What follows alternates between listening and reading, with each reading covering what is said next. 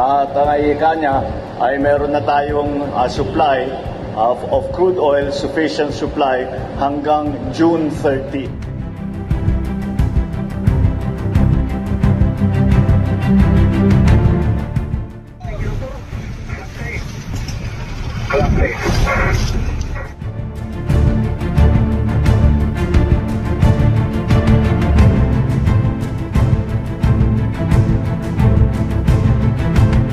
March 24th, 2026. President Ferdinand Marcos Jr. sits down and signs Executive Order 110. In doing so, the Philippines becomes the first country on Earth to declare a national emergency over the Iran war. Diesel is at 104 pesos per liter. 425 gas stations have already closed. The government has one statement for the Filipino people. We have oil until June 30. Not a day beyond that. 45 days. Now. Same week, March 30th, 2026. China's Navy, Air Force, and Coast Guard run coordinated patrols around Scarborough Shoal. The day after Philippine and Chinese diplomats shook hands in Guangzhou, China, and called their meeting productive. 2 emergencies. 1 week. 1 country. And someone in Beijing was watching both of them very carefully. Today, we're going to talk about exactly what China is learning and what the Philippines must do before that notebook closes.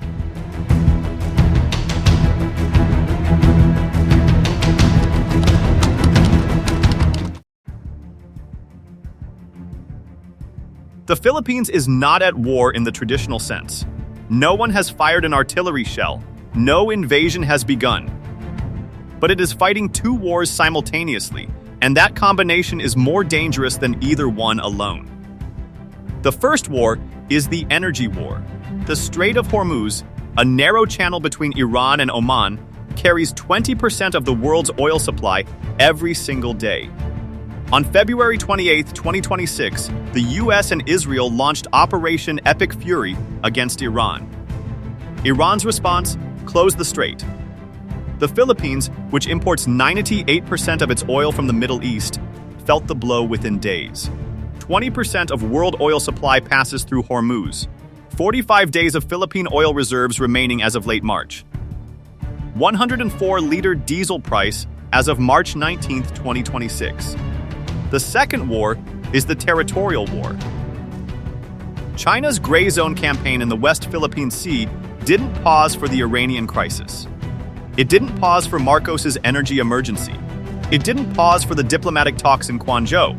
Chinese vessels were at 2nd Thomas Shoal, Scarborough Shoal, and Bajo de Masinloc simultaneously throughout March 2026. The pressure never stopped. Here is why 2 wars at the same time is so dangerous. It's not just twice the pressure.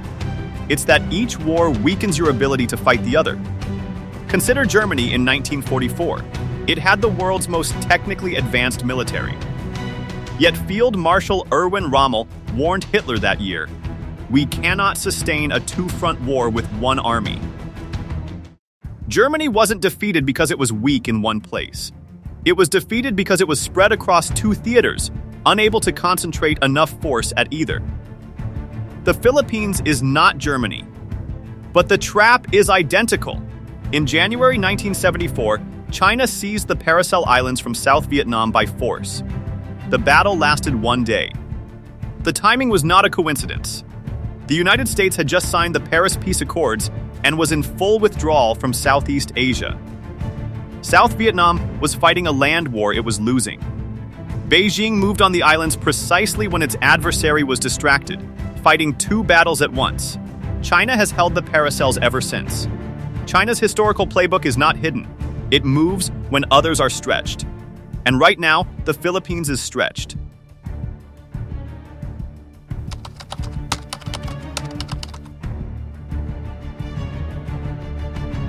Let me walk you through exactly how this happened, day by day. Because the speed of this collapse tells you something important about how exposed the Philippines really is. February 28. The US and Israel strike Iran under Operation Epic Fury. Iran closes the Strait of Hormuz. Within 72 hours, global oil markets begin to move. March 7.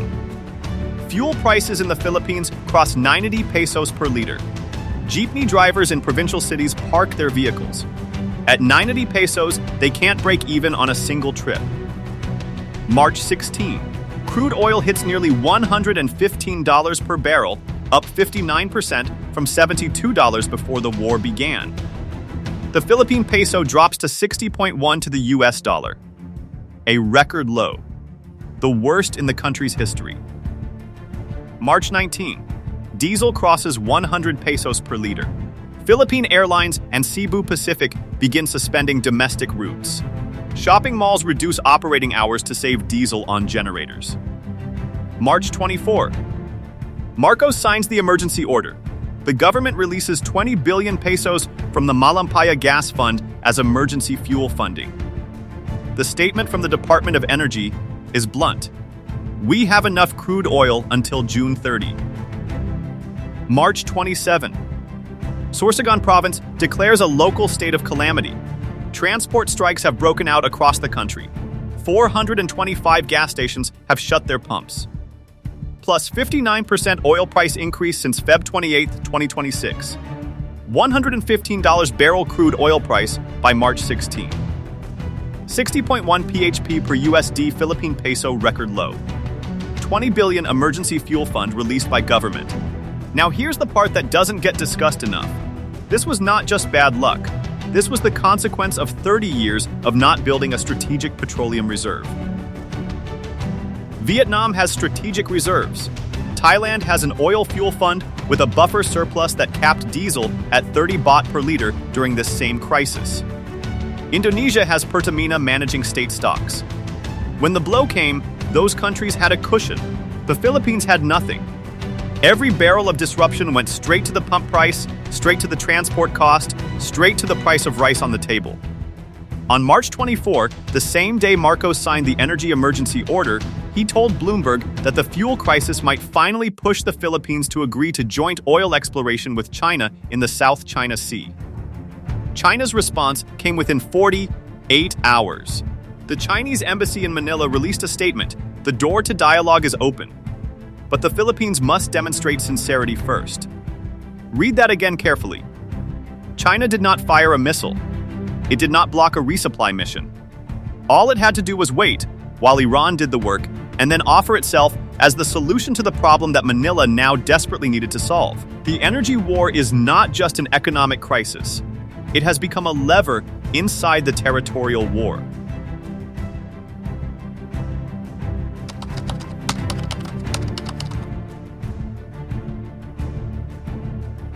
While the Philippines was managing its energy emergency, releasing emergency funds, cutting airline routes, watching gas stations shut down one by one, here is what was happening at sea. March 7. A Chinese People's Liberation Army Navy corvette directed its fire control radar at the Philippine frigate BRP Miguel Malvar near Sabina Shoal. Fire control radar is not navigation equipment. It is targeting equipment.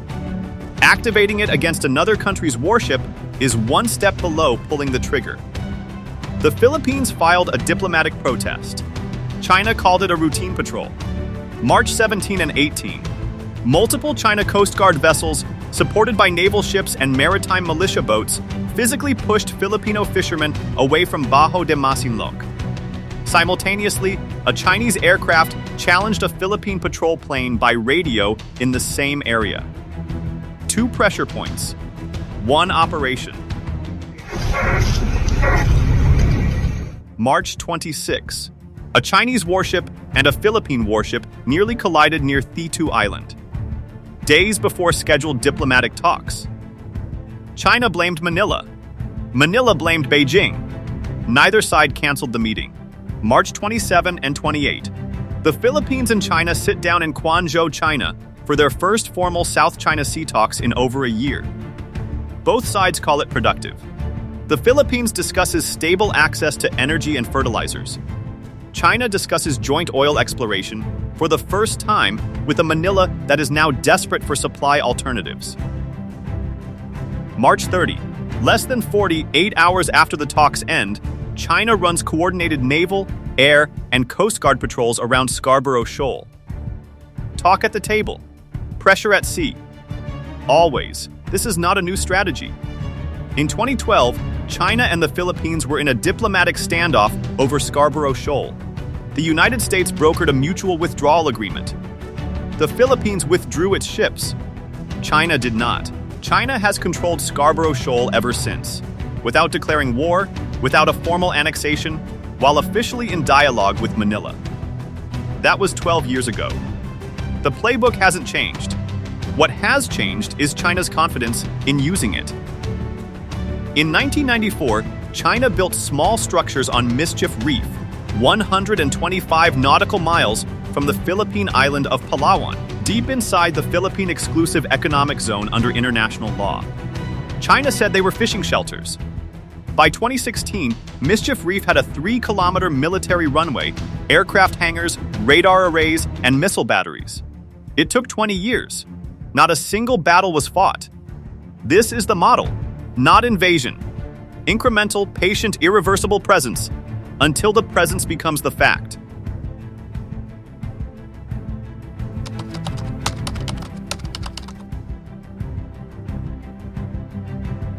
So what exactly is China taking notes on? Let's go through it, specifically.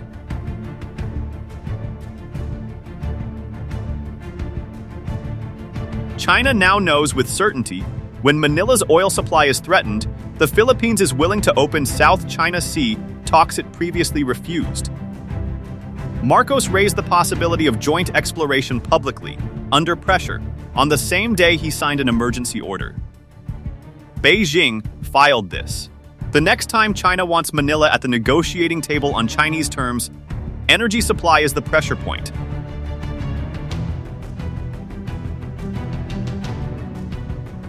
Philippines Defense Secretary Gilberto Teodoro publicly declined the U.S. request to join the Hormuz coalition. Not out of principle, but because the Philippines has no navy capable of operating 4,000 miles from its shores. China noted this. The alliance works within the first island chain. Beyond it, Manila cannot project force or support its treaty partner. That boundary is now confirmed.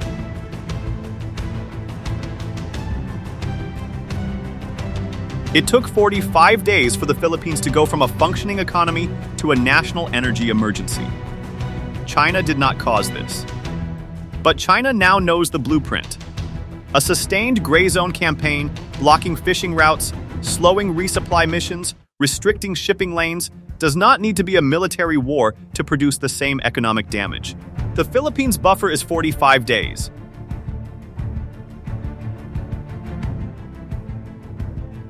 While Manila was managing fuel subsidies, emergency funds, transport strikes, and airline suspensions, China was running fire control radar locks near ship collisions and Scarborough patrols. The Philippine government was handling two crises simultaneously with the same limited political attention, the same stretched military, and the same exhausted public. China tested this combination in March 2026. It held.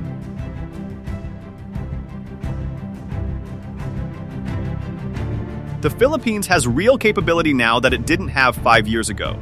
BrahMos supersonic missiles deployed along the western coast. 2 modern guided missile frigates. FA-50 jets. An expanding alliance network with the United States, Japan, Australia, and France. This is real deterrence in its early form. But the modernization plan runs 15 years. China's annual defense budget increase alone exceeds what the Philippines plans to spend on defense total over the next decade. The window to close the gap before it becomes permanent is narrow. Beijing knows this too.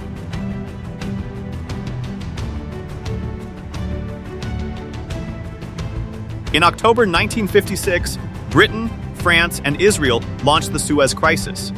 The world's attention was entirely on Egypt. The Soviet Union watched. Then, in November, it crushed the Hungarian Revolution, rolling 17 divisions into Budapest while the West was looking elsewhere. The entire operation took less than 2 weeks. The Soviets understood something fundamental about geopolitics. When your adversary is fighting two fires, you move on the third front. China understands this too.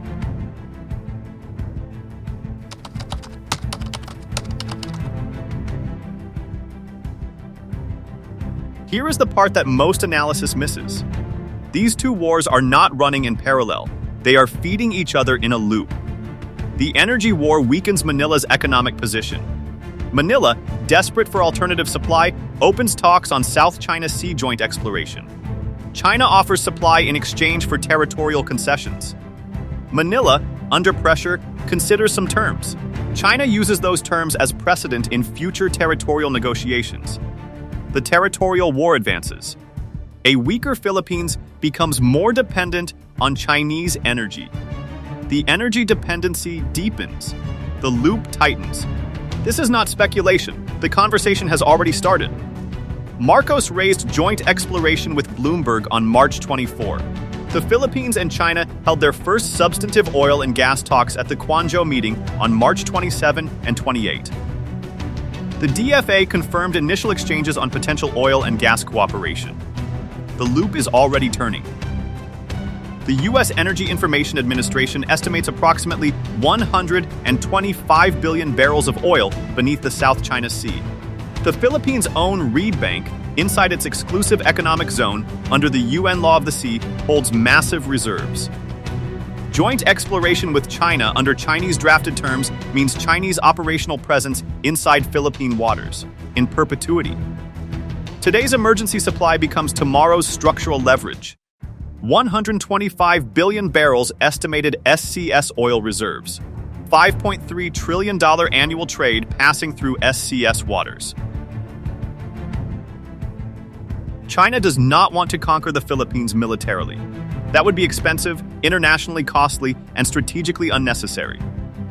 What China wants is simpler and harder to fight, to make the Philippines strategically irrelevant in its own maritime zone. Unable to control its own fishing grounds. Unable to develop its own energy without Chinese permission.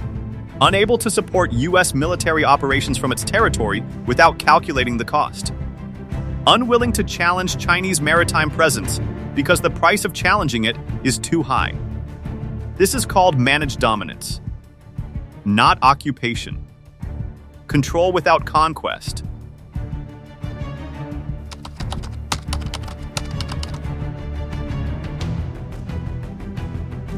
In 2017, Sri Lanka could not repay loans it had taken from China to build Hambantota Port. The solution?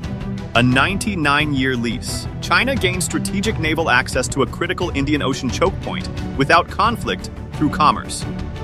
Sri Lanka did not lose a naval battle. It lost at a negotiating table under financial pressure. If the Philippines accepts Chinese terms for South China Sea oil development while desperate for energy supply, it risks a version of that same outcome. Not in the Indian Ocean, in its own waters.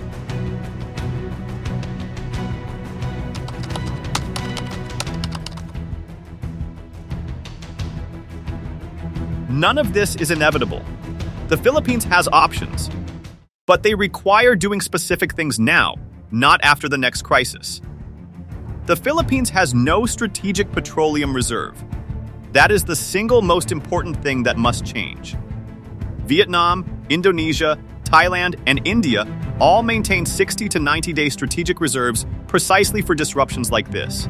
The current emergency is the political cover to fund and build one at Subic Bay, Batangas, or Mindanao. This is not optional infrastructure. It is national defense. The Philippines is also exploring Russia and India as alternative supply sources. This is strategically sound, but only if it prevents Chinese energy leverage, not invites it. Reed Bank must be developed under Philippine sovereign terms, with non-Chinese partners such as India, South Korea, or Australia, before desperation deepens further. Balikatan 2026 starts April 20. It is the largest in the exercise's history. Japanese combat troops are participating for the first time since 1945, 81 years after the Second World War. The United States, Australia, and France are all present. France is sending an amphibious helicopter carrier and a frigate. This is not just a military exercise. It is a signal to Beijing that the alliance has depth, has new partners, and is expanding. Every time China watches the Philippines fight 2 wars alone, its calculation shifts. Every time it watches the Philippines train alongside 4 allied nations, that calculation shifts the other way. The Philippines' 15-year modernization plan is real, and it is moving.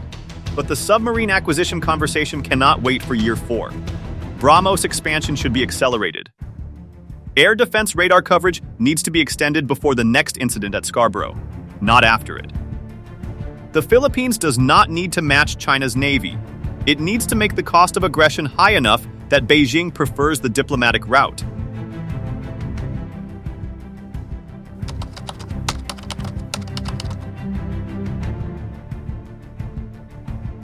Let's go back to where we started. March 2026. The Philippines fights an energy war it didn't choose, triggered by a conflict 4,000 miles away that it had no part in, and simultaneously fights a territorial war in its own waters, against a neighbor that has been preparing that campaign for 30 years. What note does China walk away with from this month? That the Philippines can be pressured from 2 directions simultaneously. That its economy breaks under 5 days of supply disruption. That energy desperation opens territorial conversations that sovereignty never would. And that modernization, while real, is not yet fast enough to change the calculation. But here is the note the Philippines needs to write for itself. The nations that survive these moments are not the ones that waited for the storm to pass before building the shelter. They are the ones that built it while the sky was still clear. Ukraine built its resistance before the tanks crossed the border. Taiwan is building its fortress now. Japan is rearming now. The window is open. The question is, how much time is left in it? Si vis pacem, para bellum. If you want peace, prepare for war. The Philippines has always known this phrase. March 2026 is the reminder that knowing it and acting on it are 2 very different things. China's notebook isn't closed yet. The Philippines still has time to change what gets written in it. If this video gave you something to think about, subscribe and hit the bell. New videos every week on Indo-Pacific security, Philippine defense, and the South China Sea. I'll see you in the next one.